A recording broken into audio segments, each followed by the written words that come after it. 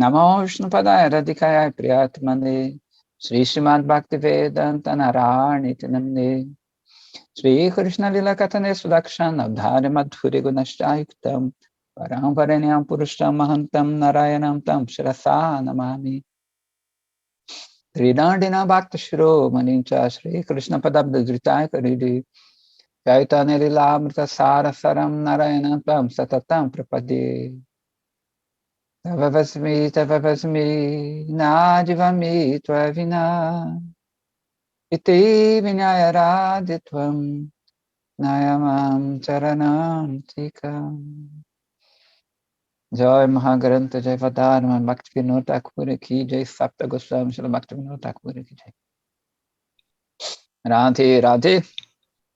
Então, continuando, estamos no 5º capítulo, já estamos avançando rápido, intitulado Vaidhi Bhakti Eterno, né?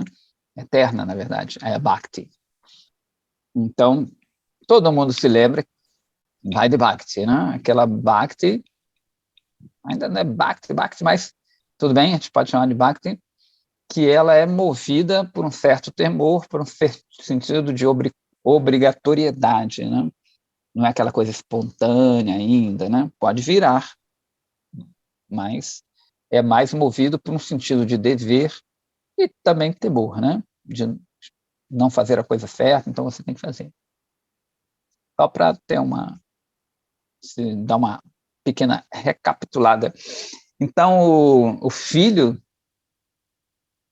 né, de Lahiri Mahashaya, ele foi lá porque ele falou, vou pegar o pai dele, eu vou pegar meu pai de volta. Meu pai deu uma pirada, era uma pessoa respeitada, agora está com esses caras aí cantando, pulando, não sabe de nada, né? Que isso é interessante, porque o Devidasa, ele tem a ideia de que os Vaishnavas são assim, pessoas muito sentimentalistas, né? Que a gente vê também isso existe, algumas pessoas, né, que ficam, oh, Krishna, Krishna, e não tem uma base filosófica, né?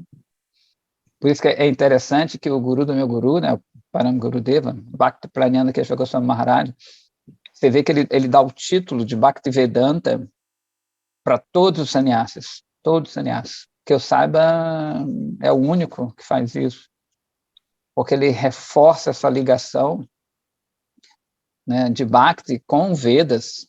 Muita gente acha que Bhakti não faz parte dos Vedas, no sentido, assim, que é coisa muito sentimentalóide mesmo, piegas. E ele, tanto que ele põe Bhakti Vedanta, né, que, ou seja, Vedanta quer dizer a conclusão do Veda, que é Bhakti. É bem interessante, né, que ele reforça essa ligação, né, dos Vedas, do Vedanta e tudo mais, com Bhakti. Porque Vedanta, como a gente sempre fala aqui, né, virou um sinônimo do comentário de Shankara. E ele pega muito nessa parte, né? Então ele pensava que eles eram simplesmente pessoas sentimentais, né, que sentiam aquela ali, eu sinto, né? Tem muita gente lá no templo que vai assim, não, eu sinto que não sei o que lá, eu sinto. Tem gente que vê Krishna, né? Fala com Krishna, fala com Gurudeva, assim, não é tão fácil assim, né? Então, tem alguém com o microfone ligado aí, eu acho. Eu estou vendo os barulhinhos aí de cozinha, sei lá. Enfim, obrigado. Então, eles estavam, né, na verdade, as perguntas do Devidasa são similares à pergunta do pai dele, que teve no começo, né? E a gente vai continuar aqui, que eles estavam nesse bate-papo aí. Então, acho que eu até vou voltar um pouquinho aqui. Né? Ok. Então, eles falam que o Devidasa, né, ele está falando que existem divisões no Haribhajana, né? Angas, né, adoração a Hari. E ele fala que tem alguns resultados secundários, né? Aí o Lahiri fala assim, sim, os resultados dependem dos diferentes tipos de praticantes, né? Então, a pessoa, ou seja, pode fazer coisas externas similares, mas o resultado vai ser diferente de acordo com o interno do praticante. Ele fala assim, o Lahiri, né, o pai dele, os Vaishnavas realizam sadhana bhakti com o único propósito de chegar ao estágio de devoção conhecido como Siddha Bhakti, ou seja, a perfeição em Bhakti, né?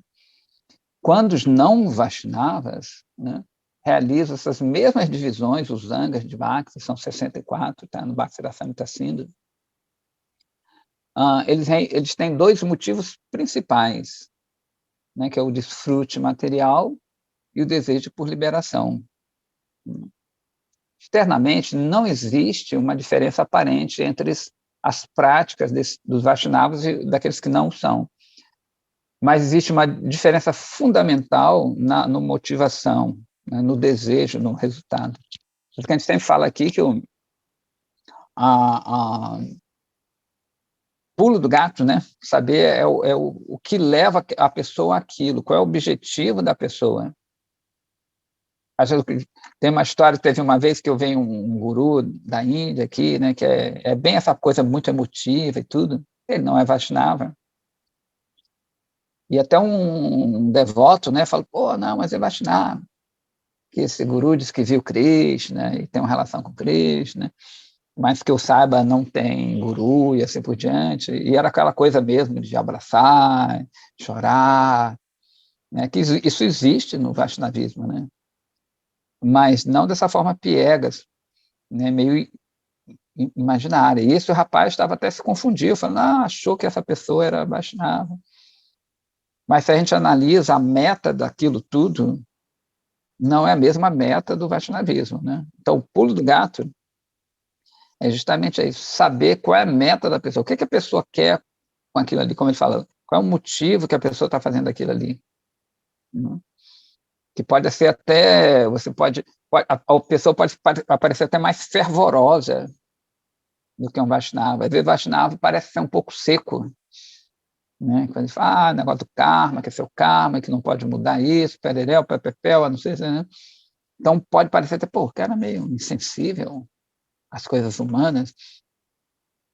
E o não Vaishnava, às vezes, é mais sensível nesse sentido. Né? Até fica aquela, pô, mas ambos fazem a mesma coisa, um adora a divindade, outro adora, outro sabe até mais, entendeu? Mas e o pulo, qual é a meta disso aí, né? Então, isso que é o grande lance. Então, ele continua aqui. Quando alguém adora Krishna por meio do caminho do karma, a mente é purificada. E uma pessoa pode obter os resultados, né, ter os resultados materiais, a liberdade da doença, ou até a libertação, né? Ou seja, mukti, a liberação desse mundo. Mas a mesma adoração de Krishna, pelo caminho de Bhakti, produz somente prema por Krishna Nama. Só vai produzir o quê? O amor pelo nome de Krishna, né? Porque não, Krishna e o nome não tem diferença. Quando as pessoas que seguem o caminho de karma observam Ekadashi, né?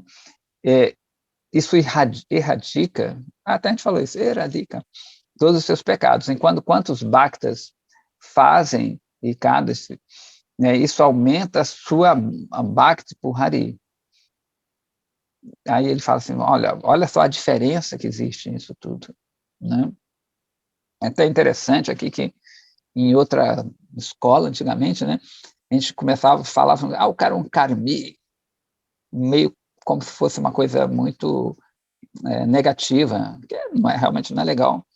Mas mesmo as pessoas que a gente chamavam de karmi, não são karmi, na verdade, nesse sentido mais profundo, né? Que elas seguem o caminho de karma. Hoje em dia, ninguém segue, pouca gente segue o mesmo caminho do materialismo védico, raríssimas pessoas seguem.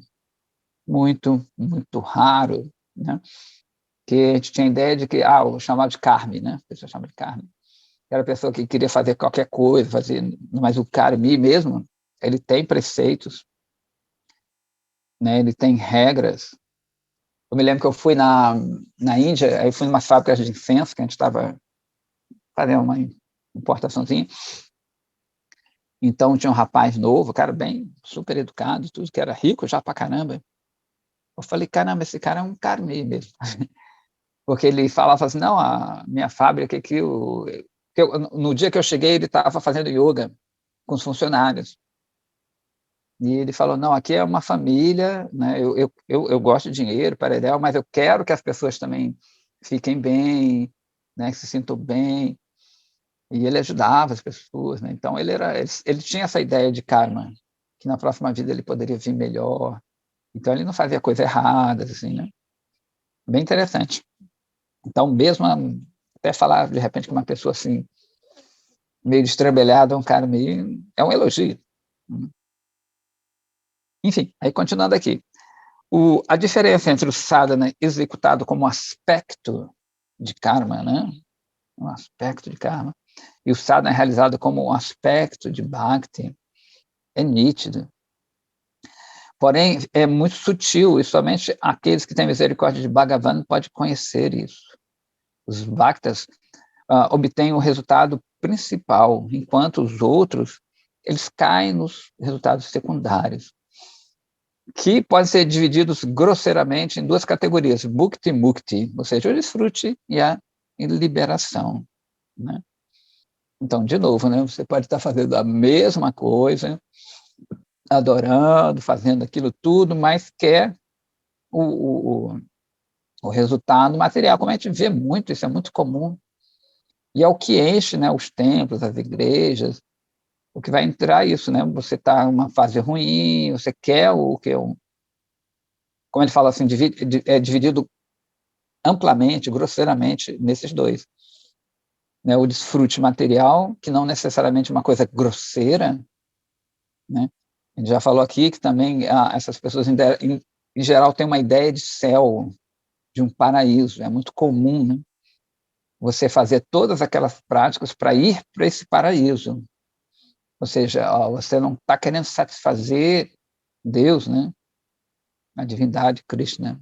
Você quer ir para um lugar paradisíaco, seja muito bom, que você curta a vida ali, né? Não morra, né? Fica curtindo ali, legal. Pode até curtir com Deus. Apesar que não fica muito nítido, porque o caminho em si do desfrute, ele causa uma distância para Deus, não por parte de Deus, mas pela nossa distância, né? Pelo nossos desejos. Então, se a gente realiza esse caminho, a gente fica nublado, é como se a divindade ficasse muito nublada, né? Porque a gente não consegue enxergar isso, por não ter essa entrega, né?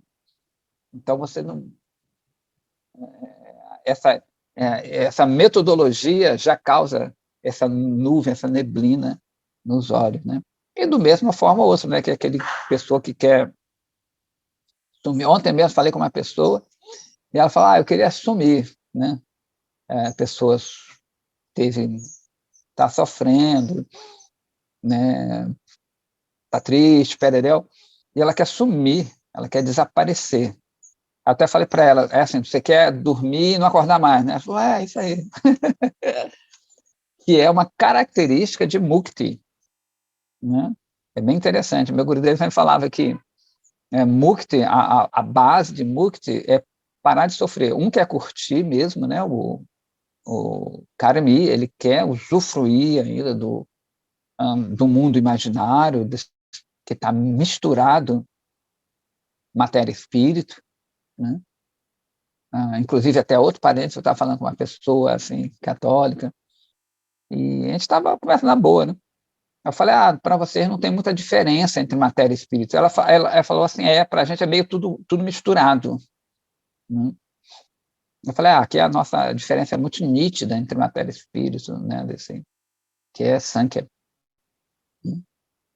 Então, voltando aqui, a Gurudeva, né? Ele falou, né, que porque um dia ele estava conversando com discípulos, outros Vaishnavas. Aí ele perguntou assim, né? Vocês querem o quê? Bhakti ou Mukti? É tudo Bhakti, Bhakti, Bhakti. Aí ele até deu uma risadinha. Ele falou, ele pegou uma...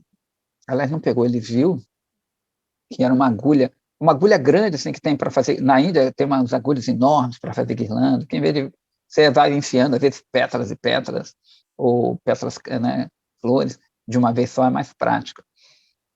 Aí ele falou, olha, se eu pegar essa agulha e enfiar em vocês vão querer logo se livrar dessa dor. Né? Ele falou que isso é o aspecto de Mukti, né? Mukti, a base da libertação pessoal, é justamente se livrar de qualquer dor, que é o caso até dessa pessoa que eu estava falando. Está sofrendo, e não quer acordar mais. A pessoa quer dormir, ou seja, apagar, diluir o eu. Né? É bem interessante isso.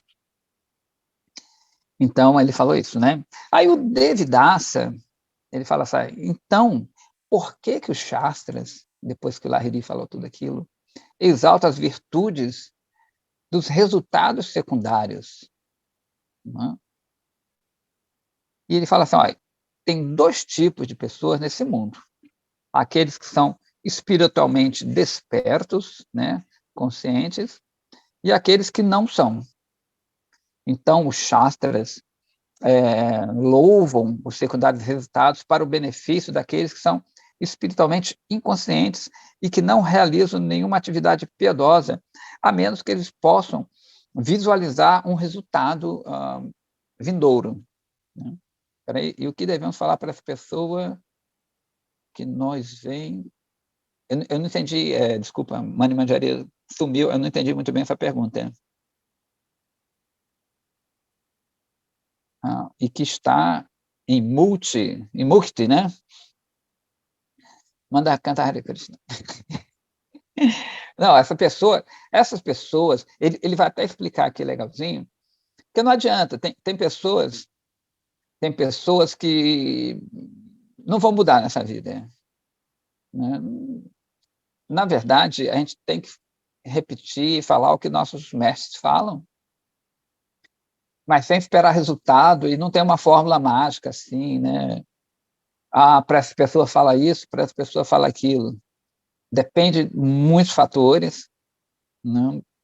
Tem pessoas mais próximas a você, que você pode chegar mais perto, tem pessoas que estão visitando ali, que você conheceu naquele momento, e é muito difícil. Desculpa falar, mas, de novo, né? Ontem também, é legal que eu estou lendo aqui, eu estava me lembrando de ontem, que eu estava lá no templo, aí fico na loja, minha recepção, e as pessoas sempre falam umas coisas similares. E, né, teve um casal que foi lá, e eles têm essa ideia, né, de Mukti também. Vou meditar e vou encontrar o eu dentro de mim. E vai cair tudo nisso. Tudo vai cair nessas ideias, é impressionante. Porque eles são super legais, um casal super bacana. E, né, eles são assim, não nos prendemos a uma religião, que tem isso também hoje em dia, todo mundo fica com medo, né, porque o conceito de religião é muito restritivo, muito institucional. Eu vivo minha espiritualidade, tem essa história, né? Porque as pessoas acham que a religiosidade, isso acontece mesmo, quando ela se prende a uma instituição, você fica muito limitado àquilo ali, né? Então, o líder fala que você não pode fazer isso, o líder fala que você não pode fazer aquilo, que pode fazer aqui, pererão, pererão. O que é bom, se o líder for autêntico, né? Infelizmente, a maioria não é autêntico, e quando assim, tenta boa vontade, mas às vezes não tem esse conhecimento mais profundo, e não causa resultado, né? Ou seja, a pessoa não vê o resultado daquilo ali, ou está querendo outro resultado que não seja aquilo. Então fica muito confuso, né? Mas a gente acaba caindo na mesma esparrela. Quando eu conversei com o rapaz, porque o pessoal gosta dessa ideia, quando você explica direitinho, a pessoa está aberta, né, também. A pessoa vê que é raro, pelo menos a minha experiência, assim, a pessoa entender o outro lado, porque o bombardeamento das ideias de Mukti, 99%. Quando você fala a ideia de Bhakti, que existe, né, Deus e você não se funde, você fala um pouco das falácias dessa história que tudo é um, até a gente comentou com esse casal, né? Somos um, né? Essa é uma frase muito comum. Somos um, não existe diferença, né? E realmente tem um fundo de verdade nisso, mas não como a pessoa vê, né? E elas acham legal, muitas vezes, elas acham, poxa, bacana essa visão, né? Porque a maioria desconhece essa visão, porque o mundo ele está tomado por essa visão advaitavada, dessa unidade que você é igual. Mas quando você começa a falar do outro lado, que é pouquíssimo conhecido, na verdade, as pessoas gostam. Elas acham, pô, não, tem um fundamento. Não é uma coisa louca que vocês estão falando, né? Mas, mesmo assim, isso aí já na pergunta de Mani Manjari, quando assim, eu dei uma apertadinha nele, ele voltou, apesar de concordar que a ideia ela era boa, de Bhakti, ele voltou para a mesma história dele. Ele falou, não, é legal, e eu medito para isso. Aí eu falei, mas você medita em quê, né? O que é meditar? Né? Então, não é meio que tirar as coisas da mente, esvaziar a mente, mas você vai esvaziar a mente, vai sobrar o quê? Aí ele nada, né? E você sobra nada, você faz parte do nada também, né? É meio louco isso, mas você fazer parte do nada, né? Porque já que existe você, então não seria nada. Eu falei, olha só como é que a coisa, você concordou com uma coisa que é contrária a isso, mas aquilo está tão impregnado que ele não percebeu ainda isso aí, né? Essa diferença da própria metodologia dele. Né? E o nada, ele preenche tudo. Então, tudo é o nada é o tudo, não sobra nada. Não sobra nada. É muito louco. Eu sei que já acabaram até levando um livro que é muito além do Nirvana, que é muito legal, né? Mas, enfim, só para mostrar isso aí. Não sei se eu respondi a pergunta, mas não existe uma fórmula, né, para a gente falar com fulano ou cicrano. A gente vai ter essa percepção com o tempo, né, que passar a mensagem de Krishna, né, de Chaitanya Mahaprabhu, era muito difícil, né? E a gente, na verdade, a gente não muda ninguém, não consegue nem mudar a gente, né? Mas com o tempo você vai percebendo, mais ou menos, vai tendo uma percepção de quem é quem, né? Digamos, a própria Mani Manjari tem uma amiga, sei lá, um amigo. Aí eu encontro essa pessoa. A Mani Manjari, ela pode falar coisas para ela que eu não posso. Eu não tenho um relacionamento com essa pessoa, né? E eu também não posso falar, pô, Mani Manjari, você está errada, não pode falar assim com ela. Eu não sei a intimidade, o grau de intimidade de vocês, né? Então, ela pode chegar a pontos que eu não posso, eu sou um estranho, né? Então, é uma coisa que, com o tempo, não é a prática material, mas Gurudeva, ele vai dando umas certas inspirações. Tem também, né? Com o tempo a gente vai ficando velho, porque de tanto você falar, você começa a perceber um pouco até onde mais ou menos você pode ir, né? Não é que você seja infalível. Achuta, Krishna Achuta, que é infalível, né? A gente tem que falar, mas a gente pega um pouquinho de experiência e sabe até mais ou menos pode ir. Tem pessoa que é muito aberta, então você pode mandar ver. Tem pessoa que já é fechada. Fica amigo, tranquilo, deixa a pessoa tranquila, porque ela vai ter uma atitude favorável a Bhakti. Isso é super importante, né? Você chega, trata a pessoa bem, mesmo que ela não goste de nada, fala, poxa, isso é uma loucura, vocês são doidos. Pô, mas ele ou ela me receberam tão bem, Né? Pô, foi legal, eu acho bastante doido. Não gosto com nada daquilo, mas me receberam muito bem, pô, me deram uma comidinha gostosa. Né? Então, isso causa um samskara, uma impressão boa, um sukriti na pessoa. Né?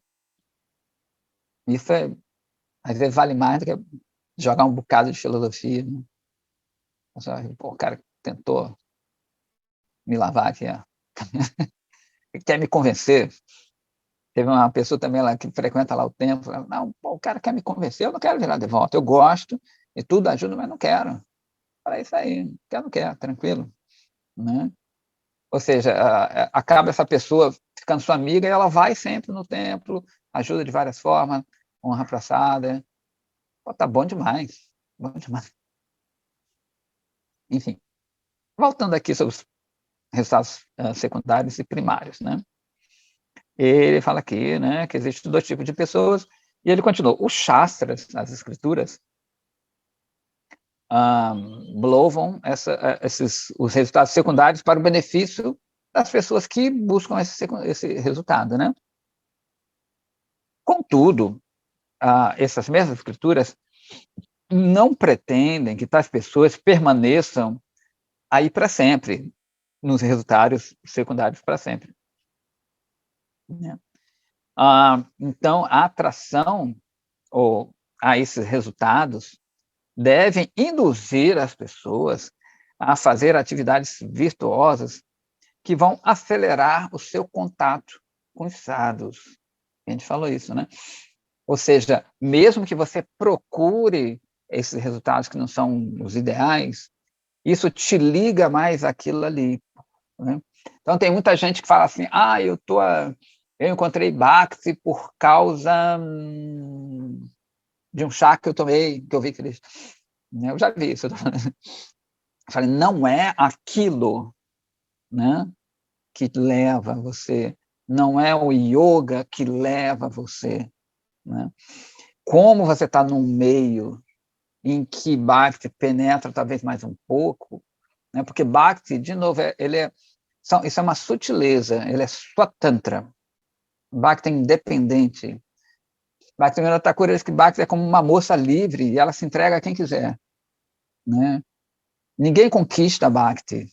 Né? Bhakti, ela é livre, não é conquistada por nada. Né? Então, Bhakti, ela se entrega para um bandido, para um assassino, como a gente vê nas histórias, Valmiki era um assassino, né? Um bandido, um bandoleiro. Né? Então, Bhakti se entregou para ele. Mas como é que Bhakti se entrega? Por meio de um Bhakta. Né? Valmiki, você lembra? Que era aquele bandido, ele assaltava, roubava. Ele era tão ruim que ele não conseguia nem pronunciar o nome de grama. Que é tão ruim, que o carro dele é tão ruim, né? E ele quer assaltar Narada Muni. Vou contar a história de novo. Ele quer... se bem que dizem, Gurudev uma vez disse que essa história é meio folclórica, mas ela tem outra história de Narada Muni também bem similares. Enfim, mas era muito, muito contada. Que Valmiki, que o nome dele não era esse, era um bandoleiro, né, um assaltante, e que Narada Muni estava passando, ele quer assaltar Narada Muni, né, para ali, vou te roubar tudo. E Narada Muni, completamente transcendental, fala, não, eu vou te dar o que eu tenho mais de precioso. Não precisa nem fazer nada. Eu te dou isso aí. Até disse que eu falei, pô, caramba, é a minha primeira vítima, assim. E ele pede para Valmiki, que não era Valmiki quer dizer cupinzeiro, né? Fala para ele cantar o nome de Rama, só que ele é tão ruim que ele não consegue nem pronunciar. Rama, Rama, e olha que é um nome fácil, mais fácil que Krishna. Né? E ele não consegue, ele o Narada Muni, que é um expert em levar as pessoas a Bhakti, né? Inclusive, Srila Prabhupada, ele fala que o Brahmana é aquele que é muito habilidoso em passar Bhakti aos outros. ele tem uma habilidade especial, como a gente estava falando, dessa sutileza, dessa percepção, de você poder fazer com que, entre aspas, né, a gente não faz nada, mas de você deixar a pessoa à vontade, de forma que ela adquira um gosto, que não seja por Bhakti, a pessoa às vezes nem entende Bhakti, mas por estar naquele ambiente, por estar com você, por ler uma escritura ou não, praçada, né? Tem várias garras, né? Mahaprabhu, ele tem, sabe, Mahaprabhu tem os braços muito longos, então ele pode abraçar muita gente, mas se ele tivesse o cotoquinho, né, ele não conseguia abraçar tanta gente, então a abrangência de Bhakti é muito grande, por isso que a gente chama o nome de, quando a gente canta para Chaitanya Mahaprabhu, Jaya Shatinandana Jaya Gaura Hari. Shat quer dizer abrangente, né? Nandana quer dizer filho. Então, é um nome muito comum para Mahaprabhu que a gente canta. Jaya Shatinandana Jaya Gaura Hari. Shatinandana. Porque Mahaprabhu, ele né, na cultura védica, o filho puxa, como a gente fala aqui, as características da mãe e a filha do pai. Então, quando a gente fala Shatinandana, quer dizer que ele tem as características expansivas, abrangentes de Shati. Né? Ou seja, ele pode abraçar o planeta inteiro com seus longos braços. Né? Então, a gente ora, Jaya, que esse Shatinandana me alcance também. Inclusive, uma vez, meu Gurudeva, ele sabe aquelas pessoas meio devotas, meio falso vídeo? Não, sou caído, não mereço, não sei o que mais. Mas para com... O Gurudeva fala, para com isso. Você acha que os longos braços do Parampará não podem te alcançar? Quem você pensa que você é? Na sua falsa humildade? Não, sou caído, não mereço. Não, você merece. Eles vão te alcançar. Né? Você está limitando os braços de Mahaprabhu. Né? Quem você é, né? Bem bacana isso, né? Que a falsa humildade é um reflexo do arrancara, do falso ego. Né? Então, é muito abrangente. Então, voltando aqui, né, que é justamente esses resultados secundários, eles são justamente para incrementar, botar você em contato com os sadhus, né?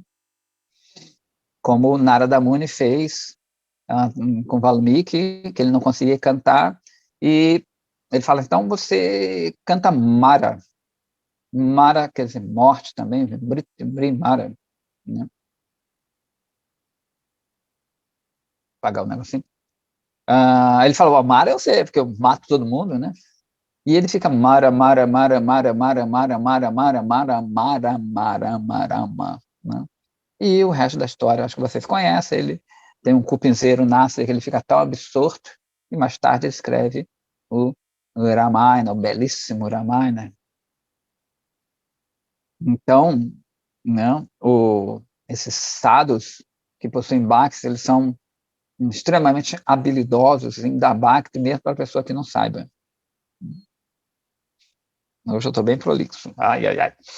Voltando aqui, então, vamos voltar. E ele continua. Então, pela misericórdia dos sadhus, né, ou seja, esses resultados secundários fazem com que, né, aproxime mais dos sadhus, a pessoa fique mais virtuosa, como a gente já falou outro dia, que uma pessoa que é muito dura, que não faz caridade, apesar dessa caridade material assim, não vai levar Bhakti, mas se ela é caridosa, pode aparecer um sadhu e ela dá uma caridade para o sadhu, e isso vira sukriti, se torna sukriti. Se a pessoa não é caridosa, ela xinga o sadhu, vagabundo, perereu, não consegue sukriti. Né? Então, não é coisa em si, né? A proximidade do sadhu que faz isso. Então, não é aquele processo que vai levar a... Né? Mas como ele... como obrigado, Guru Kripa. Mas como está dentro daquele escopo ali, é muito mais fácil do sadhu se e você tem um approach com sadhu. Né? Então, a gente ficar muito atento, são essas sutilezas, né, que os grandes mestres ensinam para a gente. Olha, são pequenas coisinhas, mas são bem interessantes e eles vão dar um resultado bem bacana. Mais tarde, né? Mais para frente. Então, ele fala assim, né? Então, pela misericórdia dos sábios, eles vão conhecer os resultados principais de Haribhajana, né? E o gosto por esses resultados vai surgir. Né? Então, a pessoa vai ali, pererel, né? Ajudou, né? No caso aqui, nesse exemplo, uma pessoa muito bondosa, e vê, poxa, é um religioso, como qualquer outro, é um religioso como qualquer outro, vai dar tudo mesmo, mais ou menos, e ele dá uma caridade para esse sábio, e estabelece um relacionamento. Isso aqui é muito legal, que é o Sambandha. Você lembra que a gente falou do Sambandha no outro capítulo? Que é o conhecimento, né? Um relacionamento mesmo, um elo que cria, e o sadhu já começa a passar a bhakti para essa pessoa. O sadhu fica satisfeito. Por isso que é muito importante a gente satisfazer o sadhu. Não enchendo de coisas, né? Meu Gurudeva, quando lançou, assim, começou essa onda de croque, o pessoal trazendo os croques cor-de-rosa, assim, ele tinha uma mala cheia de croque, ele distribuía. Ai, meu Deus, todo mundo dando croque para mim. Todo mundo trazia um croque cor-de-rosa para o Gurudeva. Aí ele fala, por que eu vou fazer com você, né? Aí já ele, né, ganha e dava para todo mundo, que ele é cheio de croque. Aí todo mundo usava croque. Né? Croque, croque, croque. Então, o Devidas fala assim, então, vocês entendem que Raghunandana, né, e outros autores dos Smriti Shastras são espiritualmente inconscientes. Esse Raghunandana não é o nosso Raghunandana, tá? Que é um Vaishnava. Esse é outro que escreveu esses Shastras Smriti, que tem a ver com Dharma e assim por diante. É outra história. Aí ele, não. Porém, o sistema que eles prescreveram é para as pessoas espiritualmente inconscientes, né, que não estão ainda não acordaram, despertaram para isso. Contudo, eles mesmos procuram os resultados principais. Então, existem sadhus que escrevem, como o próprio Vyasadeva, ele escreveu coisas que não são diretamente para Bhakti, mas ele escreve também para outras pessoas, justamente para abranger um número maior. Né? Agora, cuidado, que eles podem fazer isso, a gente não pode. A gente pode abrir tanto e a gente cai do buraco. Então, eles têm esse poder de dar concessões, né? Porque eles são mestres, né? Então eles têm isso, eles não caem nas concessões deles. Então, a gente é muito perigoso fazer certas coisas, abrir concessões dentro do Shastra. Né? Pode até apresentar certas coisas, estão ali, mas tem que tomar cuidado, porque às vezes a gente concede, se a gente não é forte, a gente cai na concessão e não dá mais o exemplo, é bem perigoso. Né? Aí o Devidas continua aqui, alguns Shastras somente descrevem os resultados secundários e não mencionam os principais. Por que isso acontece, né? Bacana que as perguntas do Devidas são bem interessantes. O Javadar é mais chocante. Né? Ele fala assim, o Lahiri, o papai, né? Existem 3 tipos de Shastras que correspondem a diferentes tipos de adhikaras, ou seja, de capacidade de entendimento de cada um. E ele vai falar, né, que tem a divisão dos gunas. Então, inclusive tem os 18 Puranas, que são divididos em 3, né? 6, 6 e 6. 6 Puranas. Cada desses 6 Puranas é para quem é regido por um guna. Rajas, Tamas e Sattva. Né? Então, cada uma para ela. Não sei se vocês já leram os Puranas, mas você vai no Shiva Purana, um exemplo, Linga Purana, Shiva é o cara, Shiva é Deus, né? O Vishnu fica meio subserviente a Shiva. Você vai no Brahmanda Purana, Brahma Purana, Brahma que é o cara, né? Então fica meio confuso, por isso que o pessoal não entende, assim, não sei o que lá. E eles começam a dar interpretações sociais, sócio-históricas, né? Não sei o que lá, que no período X tem os deuses védicos, deuses purânicos, mas, cara, não, muito doido, né? Não, Ganesha é um deus purânico, tem o Shiva, o proto-Shiva. Caraca, o proto-Shiva. Ai! Né? Porque eles não entendem essas expansões, né, das divindades, ou mesmo dos devas, e começam a ver isso de uma forma bem acadêmica, né? Entre aspas, acadêmica, uma forma bem como um fenômeno social, né? Ou seja, a religião é um fenômeno social, uma criação do homem. E aí não vai dar em nada, né? Vai dar problema, na verdade.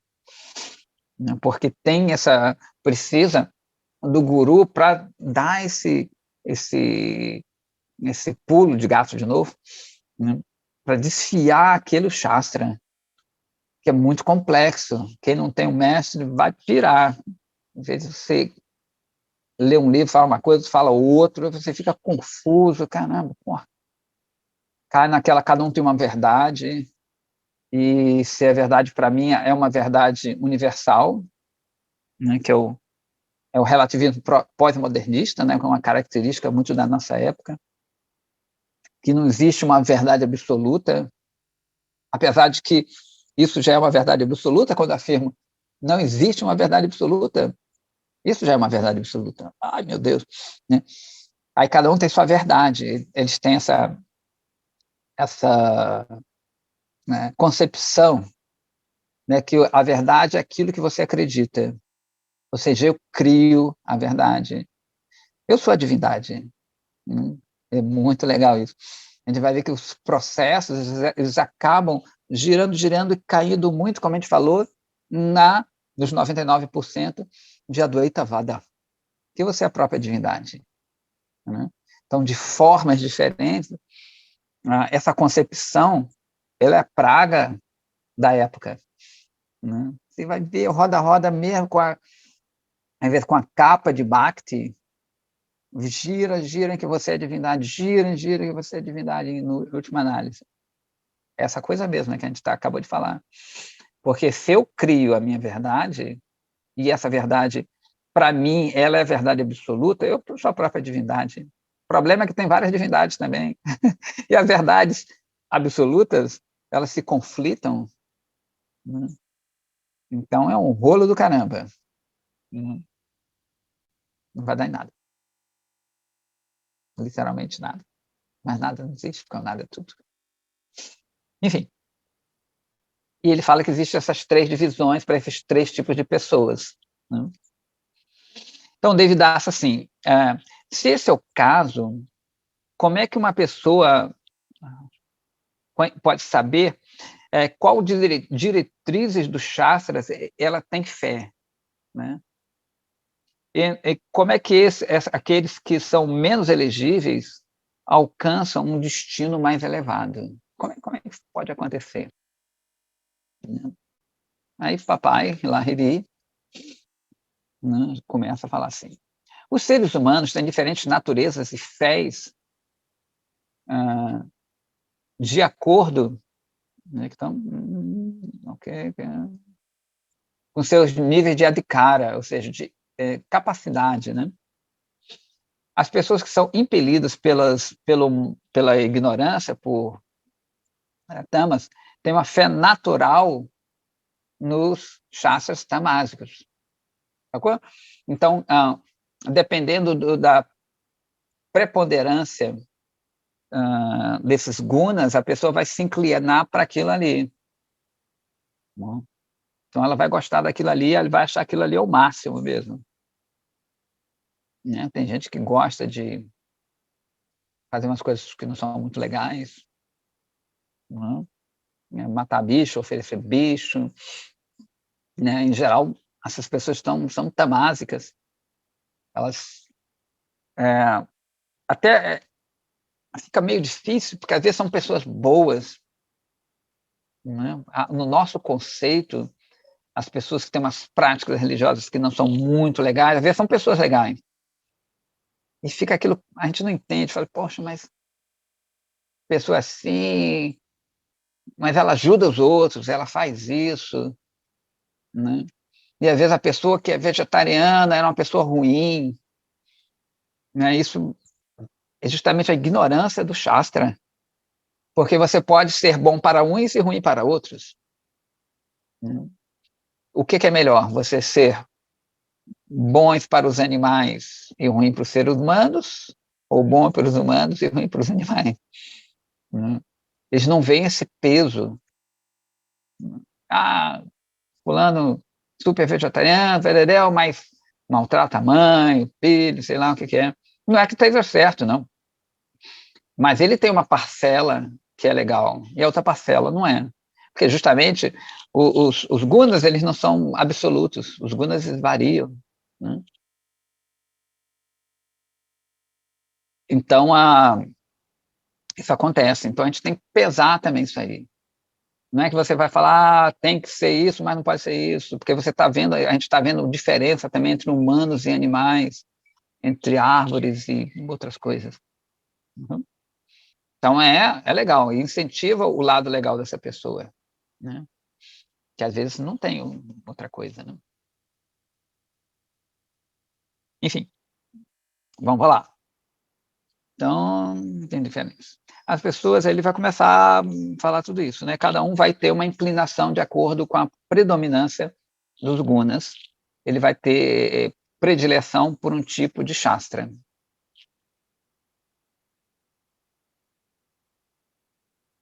Quando uma pessoa fervorosamente leva a cabo, leva a cabo os deveres do seu adhikara, né? Ele pode entrar em contato com os sadhus e desenvolver um adhikara, ou seja, uma capacidade, uma elegibilidade superior por meio da companhia desse sadhu. Então, logo, um adhikara elevado surge, né? Acho que tem também um áudio aberto aí. Uma pessoa naturalmente desenvolve fé num shastra mais elevado, né? Ou seja, a pessoa segue aquele shastra ali, ela encontra um sadhu, aí o sadhu faz com que ela desperte fé em outro shastra, né? Muitas vezes a pessoa entra assim, vira devoto, pau, e ela, apesar de tudo, ela gosta de ler o Ganesha Purana, Varaha Purana, as partes místicas, né, mais místicas, fazer não sei o que lá, pererel, mas com o tempo ela vai sutilizando aquilo ali e ela, pô, não, o negócio é mais o Bhagavata Purana, né, porque os Vedas são chocantes, tem coisa chocante, legal pra caramba, né, mas aquilo ali, como o próprio Krishna diz, são o florido dos Vedas, então a gente tem que ficar atento para não se atrair por esse aroma, né, dessas flores que estão mais abaixo da árvore dos Vedas, né? Tem aquelas flores lá em cima, que são super, hiper, duper perfumadas, e as flores lá embaixo que não são tão perfumadas. Então, no caminho de alcançar a flor lá, às vezes você para, essa flor é muito boa, né? E é meio perigoso, porque você pode atrasar no caminho de Bhakti, né? Porque a outra vai abranger todos os outros. Essa flor mais perfumada. Então, ele continua. Os autores dos Shastras eram infalíveis, e seu conhecimento, eles compuseram os Shastras de tal forma que uma pessoa gradualmente pode desenvolver uma capacidade superior por levar a cabo os deveres daqueles que têm outro tipo de fé, né? É por essa razão que existem diferentes diretrizes que foram dadas nos Shastras. A fé no Shastra é a raiz de toda auspiciosidade. Né? Então, ele está explicando aqui justamente isso, né? Que apesar, mesmo você ter o contato com esses Shastras, é muito bom, que a tendência a você chegar num resultado superior é grande. Né? Se você não tem contato com o Shastra, já fica um pouco mais difícil. Porém, não é impossível, né? Porque Krishna está sempre dando misericórdia para todo mundo de várias formas. E ele continua, Srimad Bhagavad Gita é o Mimamsa Shastra de todos os Shastras, ou seja, é o resumo de todos os Shastras. Este Siddhanta, essa conclusão filosófica, é claramente dita aqui. Aí o filho dele, Devidasa, fala assim, eu estudei muitas escrituras, muitos Shastras, desde a minha infância, né? Mas hoje, pela sua graça, eu percebi a verdade maravilhosa. Aparentemente, eles estão concordando, né? É dito no Srimad Bhagavata 11.8.10, uma pessoa inteligência vai extrair a essência de todos os Shastras, né? Sejam elas grandes ou pequenas. Assim como uma abelha coleta o mel de vários tipos de flores. O Lahiri cita, né? Meu querido filho, eu costumava chamar você de ateísta. Agora eu não critico ninguém, porque a fé depende do adhikara, ou seja, da elegibilidade, da capacidade que a pessoa tem no momento. Não existe questão de crítica a esse respeito.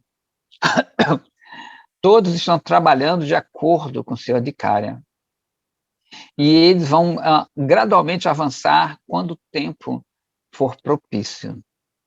Você é um erudito dos Shastras que lidam com a ação fruitiva e a lógica. E desde que suas afirmações estejam de acordo com seu adhikara, não existe falha neles. Devidasa. Até agora, eu acreditava que não existiam eruditos no Sampradaya Vaishnava. Eu pensei que os Vaishnavas eram só fanáticos que estavam preocupados somente com uma parte do Shastra. Mas o que você explicou hoje dissipou completamente minhas concepções errôneas.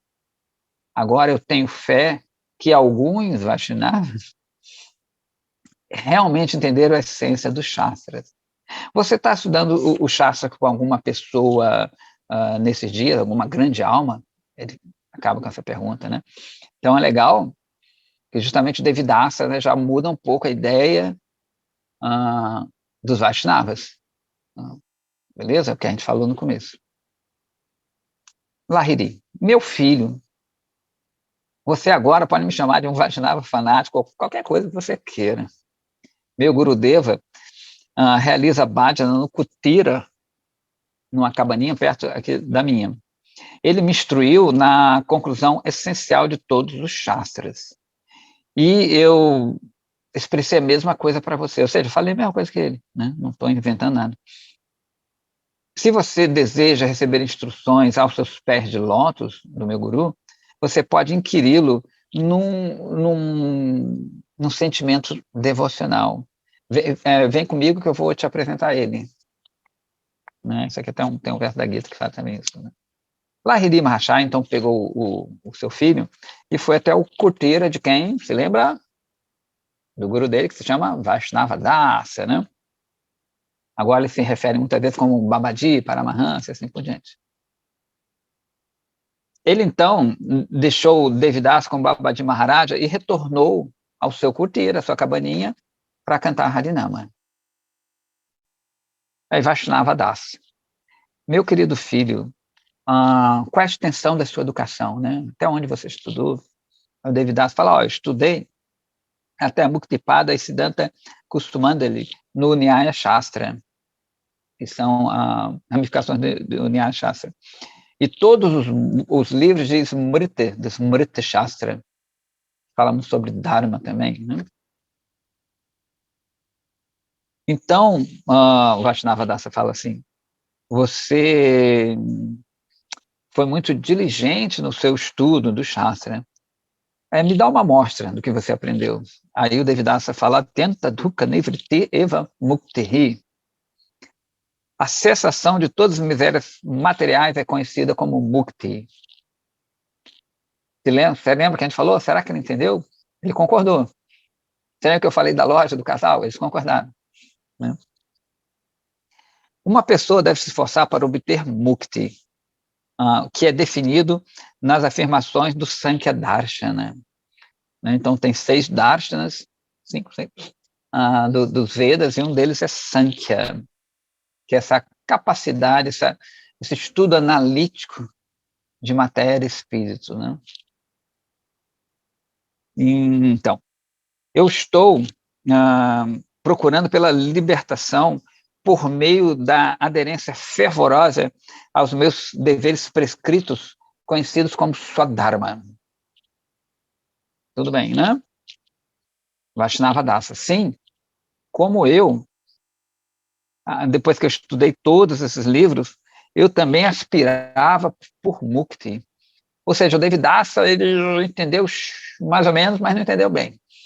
Né? Porque isso é natural, é muito raro mudar assim, de um dia para o outro, apesar que eles mudam rápido, graças a Deus. Mas tu vê que ele aceitou o que o pai falou, porque você vê aquele estudante de Nyaya, tem uma lógica, mas aquilo ainda continua dentro do coração dele, não? Aquele desejo. Aí o David Asson, agora então você desistiu de Mukti? E Vaishnava Dasa, meu querido filho, fale-me, qual é o significado de Mukti? Você está falando de Mukti, mas qual é o significado disso aí? De acordo com Nyaya Shastra, que é o que ele estuda, né? A Diva e Brahma são eternamente distintas uma da outra. Mas não fica claro, do ponto de vista de Nyaya, como é que a cessação de todas as misérias podem acontecer. Né? Beleza? Então, apesar do Nyaya, segundo ele, admitir a diferença entre Diva e Brahma, eles ainda não têm como é que essa libertação da Diva da matéria pode acontecer. Né? De acordo com o Vedanta, você lembra que ele falou que não estudou Vedanta muito? De acordo com o Vedanta, contudo, Mukti refere-se a você alcançar o estado não diferenciado de Brahma, ou, em outras palavras, né, a percepção, a realização da diva do estado de unidade com Brahma. Isso fica claro, desse ponto de vista. Então, beleza, ele falou que pelo Nyaya essa diferença existe, que é legal, mas não fica nítido como a diva se liberta do controle da matéria. Então, né, é um ponto legal, mas não dá a coisa final ali.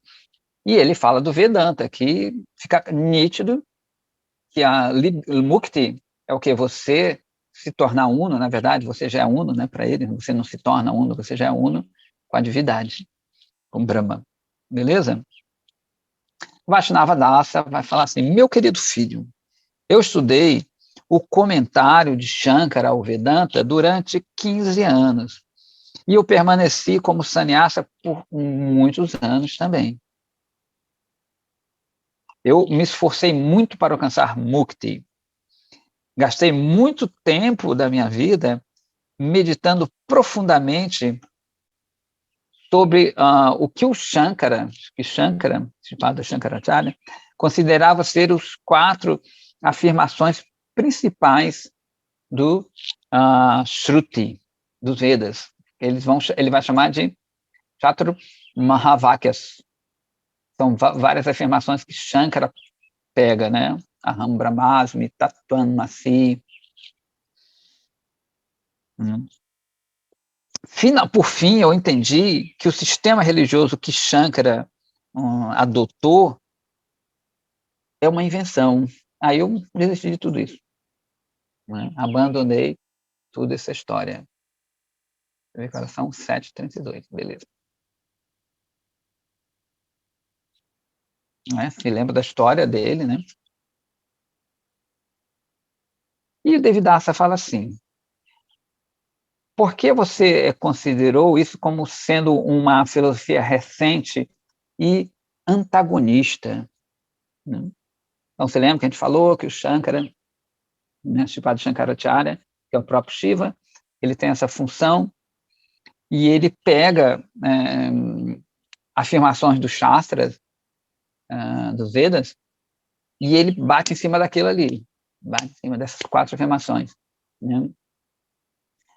Ele tem aquilo como o máximo e começa a desenvolver a filosofia dele em cima dessas 4 afirmações que, né, nós não consideramos como Mahavaka. Mahavaka seriam os grandes ditos, grandes aforismos, né? Então a gente não considera, inclusive nesse livro do Muito Além do Nirvana, ele fala que o único Mahavaka é o Om, e que Shankara se apropria dessas 4 afirmações e cria uma coisa. Como, você lembra que eu falei daquele conhecido meu, negócio da Gita, da maconha? Que ele se apropriou de um verso que não é importante, assim, quer dizer, todos os versos da Gita são importantes, né? Mas não é tão proeminente, que fala sobre que, né, Deus fala, Krishna fala que eu sou as ervas curadoras, a Aushadi. Eu até expliquei para ele, gente, isso aí nem maconha é, isso aí o nome. Aushadi quer dizer erva curativa, em sânscrito. Então ele pega um verso que não é comum e, né, cria um mundo em torno daquele verso. Né? Ele cria que, não, mas é uma erva curadora, uma erva sagrada. Né? Por quê? Porque ele tem o adhikara dele, como a gente está falando, é inclinado para aquilo ali. Tem essa ponta tamásica. Então aquilo ali é, digamos assim, sabe aqueles filmes que tudo embaça e só fica aquela parte. Você tem um livro, o cara está lendo o livro, é tudo embaça, só fica aquele pedacinho ali, nítido, brilhando. É assim, o adhikara é assim, você abre o livro, você vê aquilo que teu adhikara permite, né? Fica tudo nublado. Então, coisa muito importante passa. Eu até falei para ele, Prabhu, tanta verso para tu gravar, você vai gravar esse verso? Né? Mamaná, Bava, Madhyakto, Madhyadi, Manamaskuru, né? Os versos principais da China. O cara vai gravar esse verso. Mas, enfim, é o que a adhikara dele permite, né? Então, o Shankara, ele faz isso mesmo. Óbvio que ele é Shiva, né? O adhikara dele, ele está fazendo, é uma função que ele tem, né? É óbvio que o Shiva sabe tudo, né? Mahadeva Shiva é outro nível. Mas só para exemplificar que ele faz esse papel, né? Que vê só o que interessa, pega aquilo ali e elabora aquilo ali. Né? Até acho que eu falei outro dia aqui também da teologia da prosperidade, que muitas pessoas das ramificações cristãs falam, né? Que é justamente aquela coisa que se você tem Deus, você é rico, se você está pobre, que você está distanciado de Deus, né? Aí, inclusive, eu estava na casa da minha mãe, aí fui ler o livro de Jó, né? E eu não vou me alongar muito aqui, mas justamente o Jó, ele vai contra essa teologia da prosperidade, que é uma coisa interessante. Outro dia até falei com um cristão, eu falei, você conhece o livro de Jó? Já leu o livro de Jó? Leu até o final? Né? Ninguém conta o final da história de Jó, que ele vai contra essa teologia. Então as pessoas pegam uma parte X, né, e usam aquilo ali. Mas se você analisa mesmo, você vê como um todo, a gente fica bem diferente a história. Então, ele pergunta assim, então, você acha que isso é uma coisa nova e antagonista, né, aos próprios Vedas, né? Vaishnavadasa fala assim, uma pessoa experiente não pode facilmente explicar aos outros o que ele percebeu por meio da sua prática. como é que aqueles que não experimentaram isso seriam capazes de entendê-la? Devidasa pôde ver que Vaishnava Dasa era um erudito, né? E que ele estava profundamente imerso nesse conhecimento espiritual. Devidasa não tinha estudado o Vedanta. Opa, né? E ele começou a pensar que ele poderia fazê-lo se Vaishnava Dasa fosse misericordioso com ele. Então ele inquiriu: estou adequado, estou pronto para estudar o Vedanta? Olha que interessante, né? O Devidasa, na verdade, ele quer acumular conhecimento. Ele não tem ainda essa verve, né, essa inclinação para Bhakti. Bem interessante. Ele vai vendo, como ele estuda Nyaya, que é a lógica, ele pega as coisas pela lógica, mas o coração não bateu no coração dele ainda, sacou? Então ele viu que o outro sabia pra caramba. Tanto que, pô, ele vê que o discurso dele é: você é um erudito, erudito, erudito, né? Então isso atrapalha um pouco ele, né? A gente está vendo que vai atrapalhar um pouco ele. Ele não quer se transformar, ele quer acumular, né? É bem legal. Assim, os personagens da Java são super ricos, né? Então, Vaishnava Dasa fala assim para ele: olha, com o nível de competência que você alcançou na língua sânscrita, você pode facilmente aprender o Vedanta se você conseguir um instrutor qualificado, né? Ele meio que tirou o corpo fora. Devidasa fala assim: vem cá, você pode me ensinar? Vaishnava fala assim: o fato é o seguinte, eu sou um servo dos Vaishnavas, né? Não existe nada para mim além disso. Para Mahansa Babaji Maharaja, que é o guru dele, muito misericordiosamente instruiu-me a cantar Harinama de forma constante. Eu estou fazendo isso. Eu tenho pouco tempo. Além disso, Jagadguru Sri Rupa Goswami, especificamente proibiu os Vaishnavas de ler ou ouvir o comentário de Shankara chamado Shariraka Bhasha, né? Então, eu não tenho lido, né, isso para mim, nem ensinado aos outros. Contudo, Sri Satinandana, Satinandana, que é o preceptor original de todo mundo, explicou o verdadeiro significado do Vedanta Sutra. A Sri Sarvabhauma Bhattacharya, né? Quem se lembra, quem já leu, né? Acho que todo mundo já leu o Chaitanya Charitamrita. Então, Mahaprabhu, quando ele entra no templo de Jagannatha Puri, ele cai em êxtase, Mahaprabhu cai. E é engraçado que os guardas querem bater nele, botar ele para fora. Eu falei: é doido, epilético. A Sarvabhauma Bhattacharya, que era a grande autoridade no Vedanta de Shankara, e também ele era meio supervisor do templo de Jagannath Puri, né? Ele vê Mahaprabhu, ele fica encantado com Mahaprabhu, ele fica: nossa, que sannyasi bonito, né? Bonito, dourado, as complexões dele, né? Tudo lindo, Mahaprabhu lindo, ele fica encantado com Mahaprabhu. É interessante, tem dois Advaitavadis que ficam encantados com a beleza de Mahaprabhu. É bacana, porque a gente vê que a beleza que muda, não é só o intelecto, né? A beleza de Bhakti, né? É o encanto das formas de Krishna que muda. E não conhecimento. Conhecimento é bom, óbvio, né? Sempre tem que estudar, fazer as coisas, mas não é por aí, não. Só. Então ele fala: para, os guardas. Não bate nele, não. Imagina, bater no corpo de Mahaprabhu. Eu vou levar ele para casa, porque ele examina Mahaprabhu, o pulso, a respiração. Ele fala: caramba, porque tem sintomas de êxtase e sintomas de doença. E ele sabia analisar isso, né? Eles sabem isso, as pessoas sabem analisar. Vou abrir um parênteses aqui.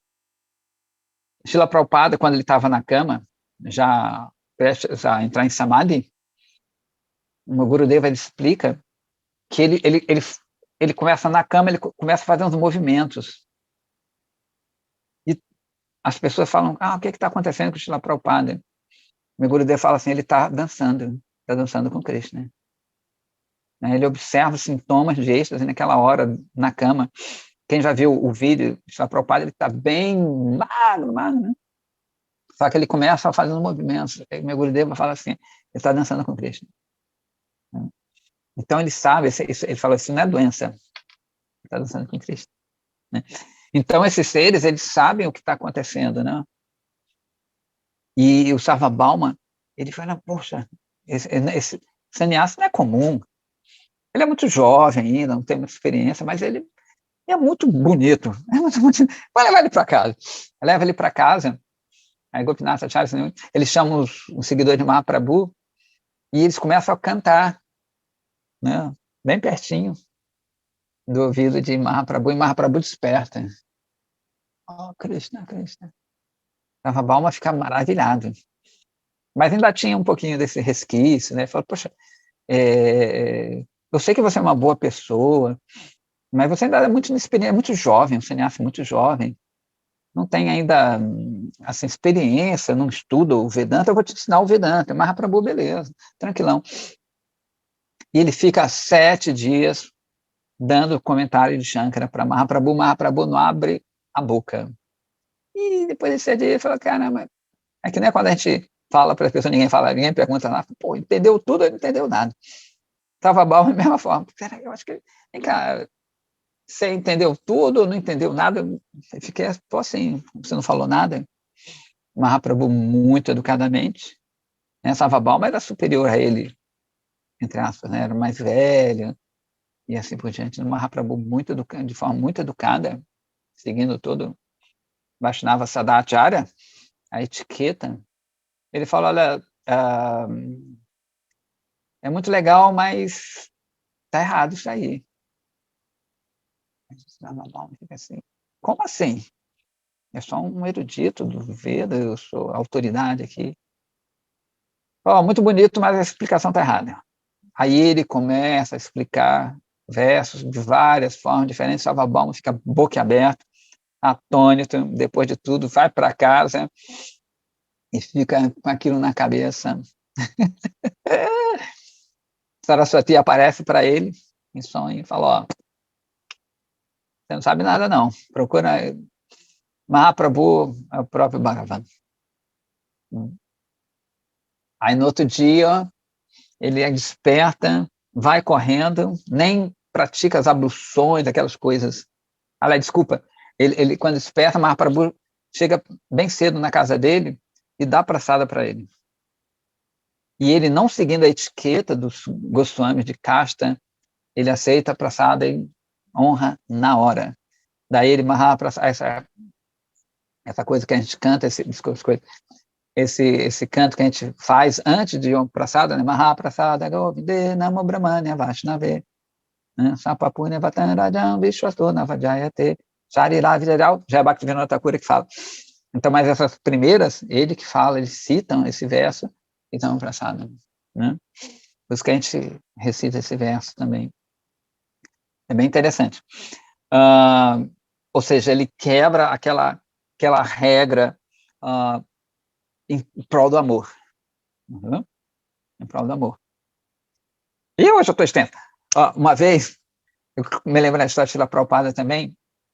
Srila Prabhupada, ele está dando uma palestra e o microfone está caindo, aí tem que amarrar, aí ele fala para o assistente dele, amarra aí, por favor, o microfone.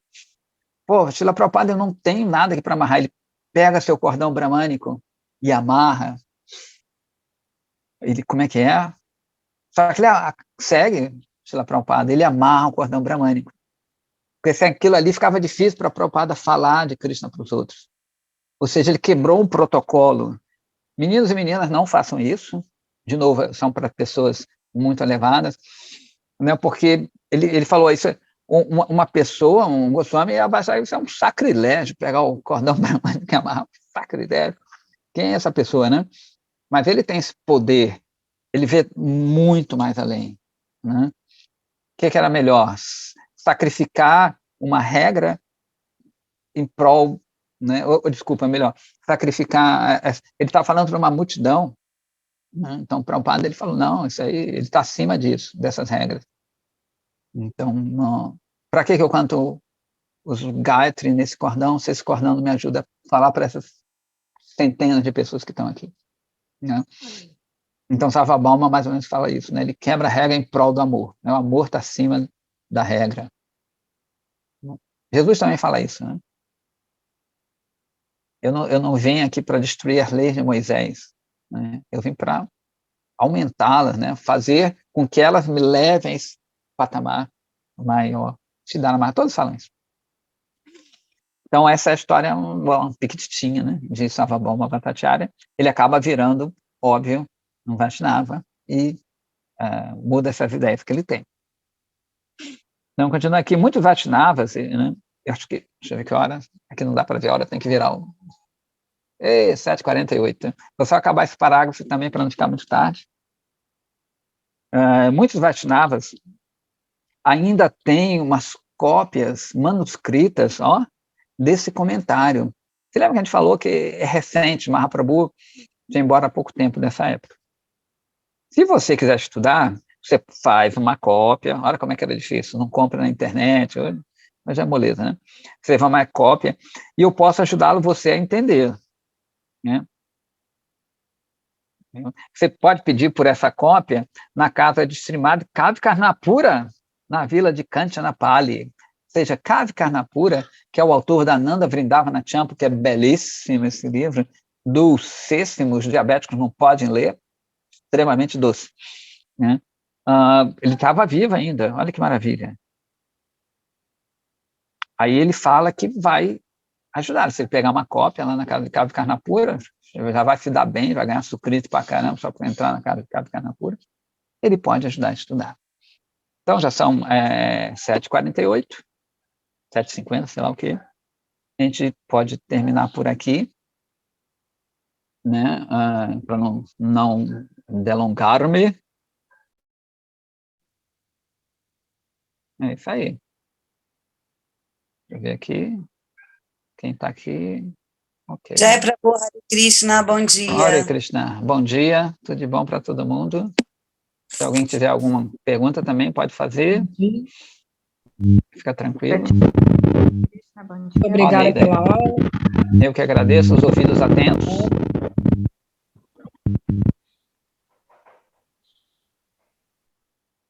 Então é isso aí. Neida para todos, Hare Krishna. Olha o Prabhuzão aí dirigindo. Vai levar o garoto para a escola? Ó, Flávia Tenório. Já levei, agora eu vou trabalhar. Garoto, tá certo. Alguém Bom tem que levar aqui no Rio é aí. feriado, né? Nós estamos no feriado, E né? cara, é feriado, é. Feriado, dia do comércio. Comércio. Não pode vender nada hoje, hein? Parcial, né? Porque eu acho que então, banco abre... Pode ir até mais tarde a aula, então. Ué, se vocês quiserem, é porque eu fico com medo também de ficar muito extenso, não sei, às vezes a pessoa tem que fazer alguma coisa. Aí eu não Segue costumo... o Nectar, Prabhu. Hã? Pode continuar, então? Quer que continue lendo? Continuar. Segue o Nectar. Então beleza, se vocês quiserem. Bom. Então beleza, porque na verdade, peraí, eu acho que já está para acabar... não, ainda faltam algumas partes para esse capítulo. Então vou continuar, já que é feriado, pelo menos no Rio. Então, ok. Aí o Devidasa vai falar assim: olha, eu vou tentar, você é um grande erudito do Vedanta. De novo ele batendo nessa tecla. Por favor, me fale de uma forma bem franca. Será que eu sou capaz de alcançar o verdadeiro significado do Vedanta por estudar o comentário Vaishnava? A Vaishnava fala assim: olha, eu estudei e ensinei o comentário de Shankara. E eu também, o Vaishnava Dasa é fera, estudou o Sribhasha, ou seja, é o comentário de Ramanuja ao Vedanta Sutra. Fera. Vaishnava Dasa é fera. Né? E outros comentários também. Né? Contudo, eu não vi nada, nenhuma explicação nos sutras que seja superior à explicação de Mahaprabhu. Este comentário foi gravado por Gopinath Acharya, e ele é estudado pelos Gaudiya Vaishnavas, né? Então, a gente sabe que todo Sampradaya ele tem um comentário ao Vedanta Sutra, inclusive é uma condição sine qua non de você reconhecer um Sampradaya autêntico, ele ter um comentário sobre o Vedanta Sutra, né? O nosso é feito por Baladeva Vidyabhusha, né? Chamado Govinda Bhasha, né? Tem o Shariraka Bhasha de Shankara, tem o Sri Bhasha de Ramanuja, tem o nosso Govinda Bhasha, também tem de Vishnu Swami, que eu nunca li, nem sei se ele tem inglês, tem o de Madhu Acharya e de Nimbaditya também, né?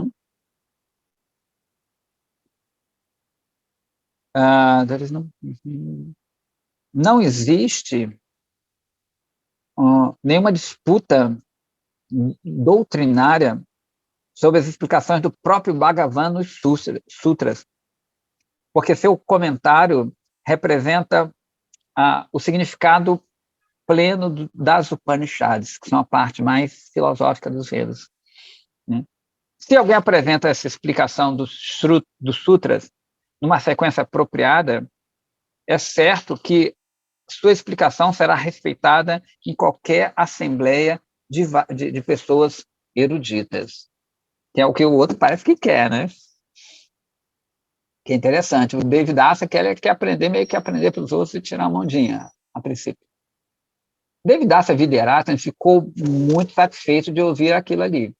E ele fervorosamente ofereceu Dandavat Pranama a Sri Vaishnava Dasa Babaji e retornou à cabaninha do seu pai e relatou tudo que ele tinha ouvido, né? Lahiri Maharaj ficou muito satisfeito, né? E falou assim: Devi, você adquiriu um grande nível de educação, mas agora você pode tentar alcançar o destino máximo, que é o benefício, né, último para os seres vivos. O Devidasa fala assim: na verdade, meu único objetivo em vir aqui foi levar você para casa. Por favor, retorne à nossa casa de uma vez e todo mundo vai ficar satisfeito. A minha mãe está particularmente ansiosa de ter o Darshan nos seus pés de lótus novamente. Então, é aquilo que a gente falou, né? Ele gostou e tudo, mas ainda está enraizado essas coisas dele, né? Se ele realmente tivesse entendido, né, ele não faria essa proposta para o pai, né? Provavelmente ele até ficaria ali com o pai. Lahiri fala assim, ó: eu me abriguei aos pés de lótus Vaishnavas, né? E eu prometi que eu nunca vou entrar numa casa que é oposta a Bhakti. Então, primeiro de tudo, vocês têm que se tornar Vaishnava. Aí eu vou entrar na sua casa. Lahiri é brabo também, né? Deve ser, pai, né? Como é que tu pode dizer isso? Nós adoramos o Senhor todo dia em casa. Nós não desrespeitamos o cantar de Harinama e nós recebemos convidados e Vaishnavas de forma mais cordial. Será que a gente não é considerado um Vaishnava? Você já ainda não entendeu, não, rapaz? Lahiri, suas atividades são muito similares àquelas dos Vaishnavas, mas vocês não são Vaishnavas ainda. Vem cá, então, como é que uma pessoa se torna Vaishnava? Lahiri, você pode se tornar um Vaishnava por abandonar os seus deveres temporários, o Naimitika, você lembra os ocasionais? E adotar o seu Nitya Dharma, ou seja, seu dever eterno. E o Devidasa fala assim: olha, eu tenho uma dúvida que eu vou perguntar para você. As atividades do Vaishnava consistem em Shravana, Kirtana, Smarana, Padasevana, Archana, Vandana, Dasya, Sakyan e Atmanivedana. E elas são significativamente conectadas com a matéria. Então, como é que elas podem ser referidas como não temporárias? Né? Ou seja, se todas as atividades, Shravana, né, você ouvir Kirtana, você glorificar, lembrar, elas estão, como é que isso pode ser eterno se estão todas ligadas ao mundo temporário? Excelente pergunta. Excelente pergunta. Olha, eu percebo uma certa parcialidade nisso aí. Atividades tais como serviço à deidade, jejuar, adorar com ingredientes materiais, são todas conectadas com esse mundo, com a matéria, né? Então, como é que elas podem ser eternas? Muito boa pergunta, muito boa. Lahiri fala assim, meu filho, eu também, levei um tempo para aprender isso também. Tente entender isso. Existem dois tipos de seres humanos. Agora vai ficar bem interessante. Aqueles que têm interesses que são conectados com esse mundo, ele vai chamar de aihika, e aqueles que aspiram, né, a uma coisa superior, paramártica. Na primeira categoria, eles somente lutam pela felicidade material, reputação e prosperidade, né, econômica. Já o da segunda são de três tipos. Aqueles que são devotados a Ishvara, ele vai chamar de Ishanugata, aqueles que estão fixos na libertação, como a gente falou, de Mukti, né, os Advaitavadis, e aqueles que cobiçam por poderes místicos. Os Siddhikamis, aqueles que aspiram, né, o desfrute,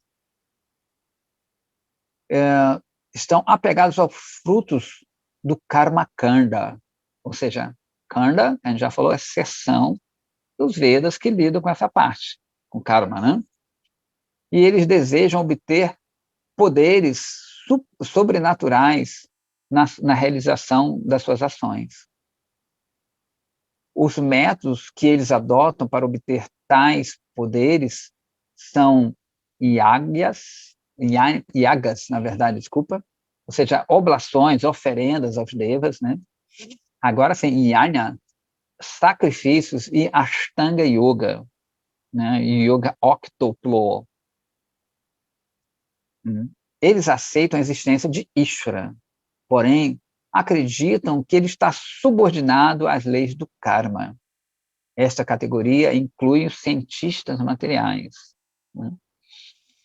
Ou seja, é dito que esse tipo de pessoas, eles acreditam que existe um Deus, mas ele também está sujeito ao karma.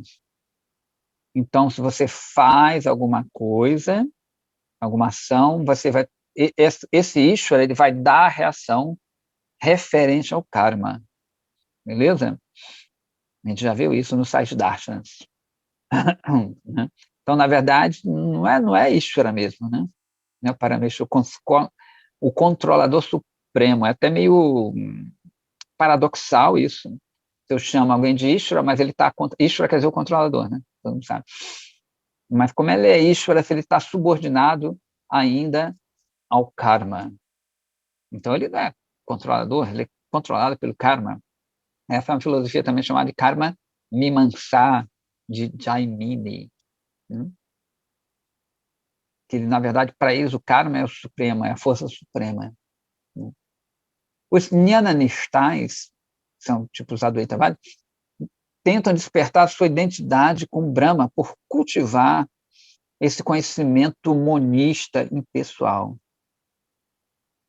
Eles não conhecem ou se importam se Ishvara existe ou não, mas eles fabricam, né, inventam uma forma imaginária de Ishvara com o propósito de praticar sadhana. O fruto do conhecimento monista, né, monista no sentido de mono, né, é perceber a sua identidade com Brahma. E eles aspiram a alcançar isso, eventualmente, de forma constante, se ocupar nas práticas de Bhakti, direcionadas à sua forma imaginária de Ishvara. Né? Lembra que a gente falou, acho que foi aqui, eu falei, que nas festas, muitas festas, né, especialmente na Navaratri, que na Índia, né, as pessoas fazem imagens enormes, né, eles fazem também de Ganesha, de Pavali, também, eles fazem imagens de Ganesha, às vezes Shiva, às vezes os Panchopasakas, eles fazem em forma das 5 deidades principais, que é Surya, Shiva, Vishnu, Durga e Saraswati. E eles fazem a Dora, a maior festança, e eles vêm são grandes imagens, grandes, metros, e eles adoram, faz festa, levam para um lugar, para o outro, faz oferenda, puja, por aí, no final, jogam tudo no rio, ou no mar, né, dependendo da região. Que é justamente para eles, isso é de fundo a Advaitavada, né, que, na verdade, aquelas imagens elas são só para te ajudar a chegar ao Brahma, a perceber que tudo é uno, por isso que elas se dissolvem, como se elas dissolvessem no mar, ou no rio, né? Então, eles adoram, para um dia não adorar, que a gente sempre fala aqui, né? A gente adora para um dia realmente adorar, e eles adoram para não adorar, ou seja, aquilo é só um método, um degrau para isso. Então, ele continua aqui. Eles, esse tipo de pessoa, né, obtêm um resultado de jnana. Eles não têm mais uso para o Ishvara, porque eles meramente imaginaram isso como um meio para alcançar o seu fim. Quando a sua Bhakti, uma Bhakti mista aí, né, misturada, na verdade nem é considerado Bhakti mista, é Pratibimba Bhakti, é um reflexo de Bhakti. Então, quando eles obtêm o resultado de jnana e não tem mais uso para Ishvara, porque eles realmente imaginaram isso, né? Era um meio para chegar ao fim que eles queriam. Quando a sua Bhakti, em relação a Ishvara, gera o fruto desejado, isso se converte em jnana, conhecimento, né? De acordo com essa doutrina, nem Bhagavan, nem Bhakti, a Bhagavan é eterna, né? Então, o Bhakti é só um meio para alcançar aquilo ali. Isso é super, hiper, duper comum. Eu tenho vários conhecidos, assim, que frequentam os locais, né? E é até engraçado que uma que frequenta o local, ela fala, não, o fulano X faz Bhakti, né, que é o guru lá. A X, falei, não, isso não é Bhakti, não é Bhakti. Né? Porque justamente isso acontece. Esse fulano X, ele fala tudo sobre Bhakti. Eu acho que já até comentei aqui. E tem um livro dele que, pô, se a pessoa não conhecer legal, fala, pô, o cara é Bhakti mesmo. Né? Porém, se você analisa toda a obra dele, vai ver que não. Né? Se a meta não é Bhakti, Bhakti é um processo pelo qual você vai chegar àquilo ali. Inclusive, um outro canal que eu falo, as pessoas pensam assim, e elas ainda dizem assim, vem cá, Bhakti é a forma mais fácil de chegar a Brahma. Eu falei, vem cá, então por que vocês não adotam Bhakti? Porque se eu sei que tem várias formas e um é mais fácil, por que eu vou adotar mais difícil? Né? Até meio... Né? Que é justamente baseado nos gunas, eles têm essa ideia, né? Que é uma deturpação do Shastra ali, que se eu sou sattva, sou bonzinho, né? Eu tenho que adotar Bhakti para chegar a Brahma. Né? Essa condição não diferenciada com o Supremo. Se eu Raja, que é mais ativo, eu tenho que adotar karma, porque eu sou mais ativo e tal, né? Assim por diante. Se eu sou mais intelectual, tenho que adotar jnana. Tamas que não entram, tamas não entram em nada. Né? Ignorância, né? Aí não dá para nada. Então, eles têm essa ideia, né, que de acordo com a minha preponderância de guna, eu vou adotar um caminho X, só que esse caminho vai dar na mesma coisa. Então, a gente vai ver que é uma deturpação do que Lahiri Mahacharya falou aqui. Né? Que cada um tem um guna, cada pessoa que predomina esse guna vai ficar atraído por um Shastra X, né? De preponderância do guna ali relativo ao guna dele, e a partir daí ele chega num patamar mais elevado. É similar essa ideia, bem similar. Né? A terceira categoria é daqueles que buscam, não, um alcance no futuro mais elevado, são os paramárticas, né, um fruto mais elevado. São aqueles que são devotados a Ishvara, que ele falou que são Ishanugatas, né? Anuga quer dizer que seguem Isha, Ishvara. Falando, na verdade, falando aqui, eles são os únicos que lutam por Paramarta, ou seja, a meta mais elevada da vida. Na opinião deles, só existe um Ishvara, que é infinito, e que manifesta as divas e o mundo material por suas próprias potências. As divas são suas servas eternas, e permanecem assim mesmo após a liberação. O Dharma eterno das divas é permanecer, eternamente, já é Dharma eterno, permanecer sempre sob a guia de Ishvara, já que ela não pode fazer nada por seu próprio esforço. A diva não pode obter o benefício eterno por realizar karma. Contudo, quando ele se submete ao abrigo de Krishna, ele obtém toda a perfeição por sua graça. Aqueles que ambicionam por poderes místicos seguem a Karma Kanda, aquela seção dos Vedas que fala sobre karma, né? E aqueles que cultivam o conhecimento monista seguem Jnana. Os Ishanugatas são os únicos devotos realmente de Ishvara. Os Jnanikandis e os Karmakandis orgulham-se como sendo as pessoas que alcançam a meta máxima, mas, na realidade, eles estão perseguindo, né, uma meta, eles não estão perseguindo a meta mais elevada, porém estão procurando um ganho material, consequentemente temporário. E qualquer coisa que eles digam sobre Dharma é naimitika, ou seja, é temporário. Né? Então, né, as pessoas, né, dizem que todas as metas deles são temporárias. Ou seja, tanto ficar em Brahma, ficar nessa condição, ou ao ter esses poderes. Né? Esses poderes eles vão acabando com o tempo, já que eles são frutos do karma. Existe uma diferença entre os poderes, né, os siddhis, e a atuação de Bhagavan por meio da pessoa. Então, um yogi, ele vai ter esses poderes, né, pode fazer um bocado de coisa, a gente já viu, eles podem criar até um planeta, tem um poder, o cara pode criar um planeta, mas isso acaba, já que é um fruto de karma, e o karma é temporário, é como se fosse um dinheiro que você ganhou e você vai gastando, então chega um ponto que você não tem mais nada, tem que fazer tudo de novo para ganhar, e aí depois gasta, e isso é o samsara, né? Já um grande Vaishnava, uma grande pessoa santa, os poderes dele são eternos.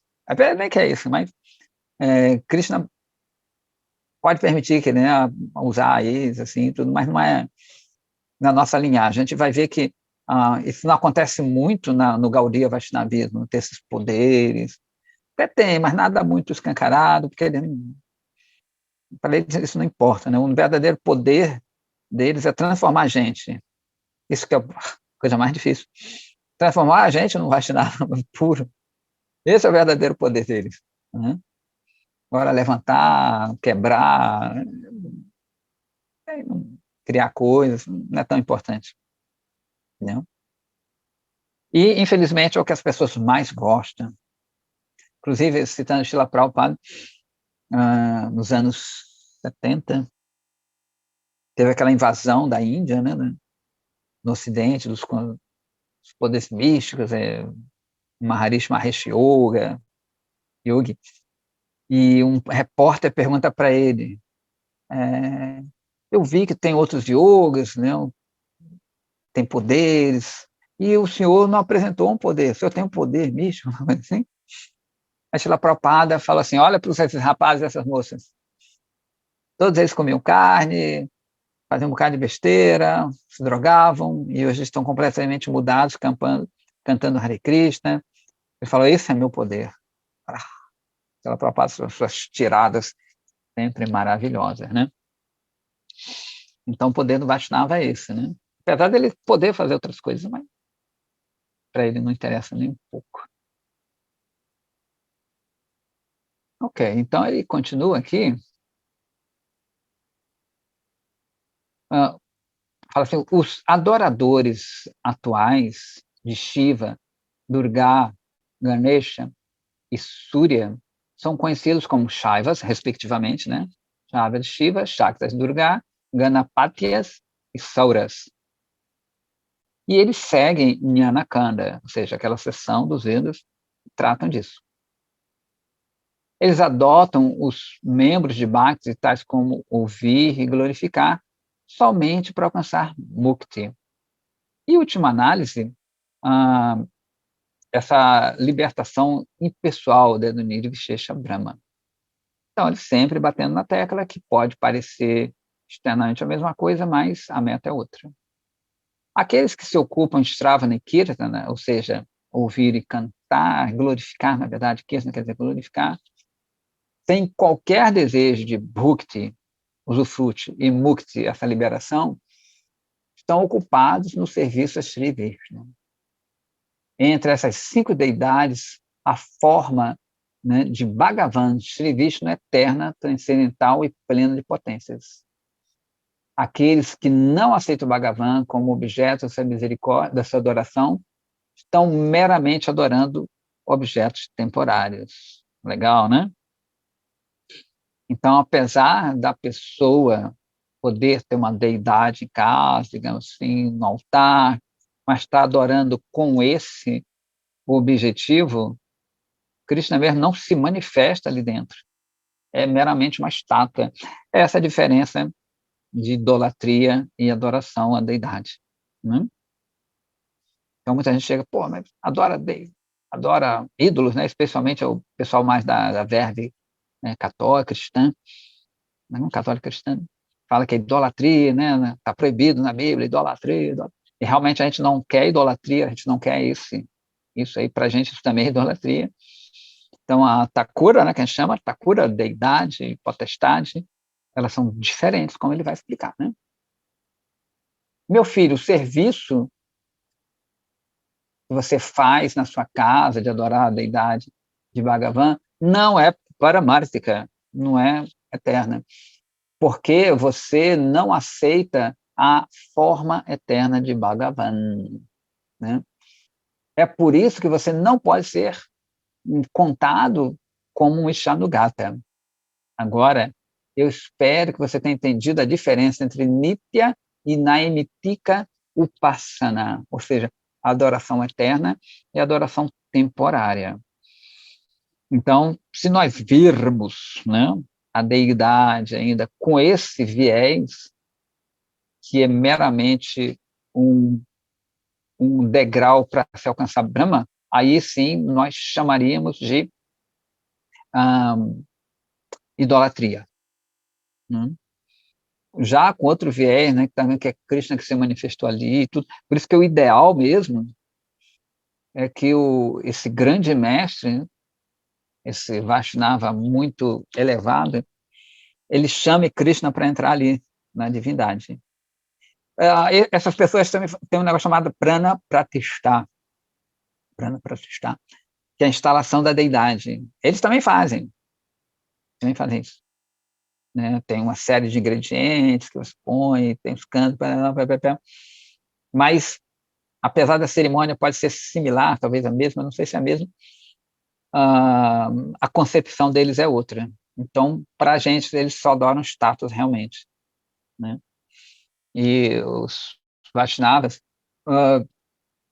fazem essa adoração eterna.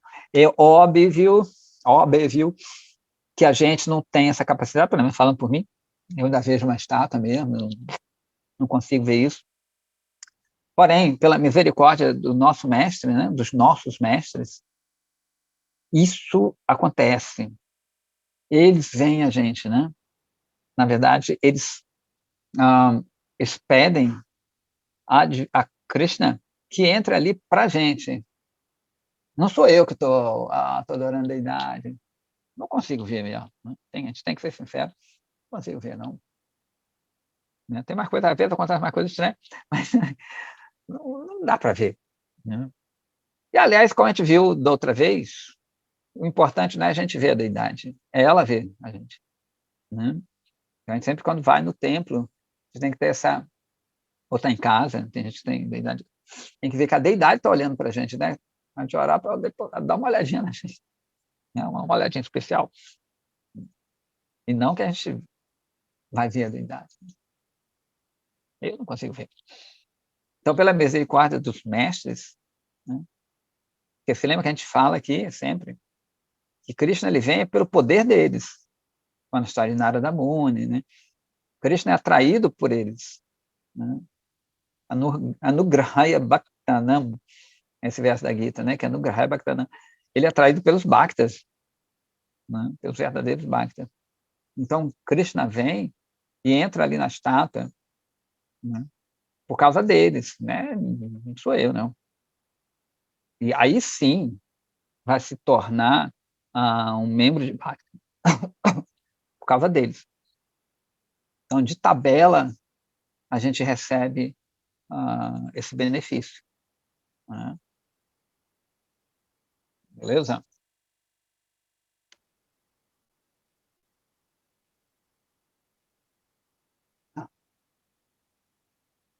Ok. Aí o Devidas fala, sim. Se alguém adora Shri Vigraha, ou seja, a deidade, diga Bhagavan, mas não aceita como eterno, então não é adoração de objeto eterno. Contudo, uma pessoa não pode adotar os meios temporais de adorar para alcançar a verdade eterna, que é, em última análise, distinto de formas temporárias, tais formas temporárias, temporárias. Lahiri fala assim, mesmo que se esse fosse o caso, tal adoração temporária não pode ser chamada de Dharma eterna. Nitya Dharma é a adoração do Vigraha eterno, como realizado no Vaishnava Dharma, Devidas. Mas Sri Vigraha, ou seja, a forma de Krishna, que é adorada, ela é feita por um ser humano. Então, como ela pode ser eterna? Boa pergunta também. Né? Se aquela estátua mesmo, foi feita por um ser humano, como é que pode ser eterna? É bem interessante essa pergunta. Porém, a gente também vê que tem umas deidades que surgem, elas se auto-manifestam. Caramba, 8h21. Elas se auto-manifestam, como o próprio Radharamana, que surgiu, como Bank Bihari. Na Índia tem várias deidades que surgem, aparecem, né? Não aparecem do nada, aparecem por causa dos Bhaktas. Então, tem essa diferença aí, beleza? Que a gente vai ver na outra, que agora realmente já foi muito tempo. Então, a gente vê, continua aqui, Lahiri Mahachaya vai responder a Devidasa, é isso aí. Né? Mas tem muitas deidades, não tantas, que aparecem devido à misericórdia de Krishna pela força dos sadhus. Né? Quem for para a Índia ano que vem, todo mundo eu estou vendo que vai para a Índia, vai ver essas deidades auto-manifestas, que eles chamam. Né? Bem interessante.